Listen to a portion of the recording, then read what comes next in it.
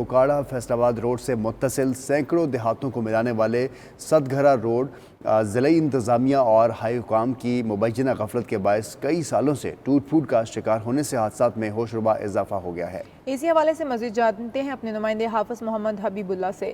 حبیب اللہ، بتائیے گا اس حوالے سے آپ کے پاس کیا تفصیلات ہیں، کن مشکلات کا سامنا کرنا پڑ رہا ہے؟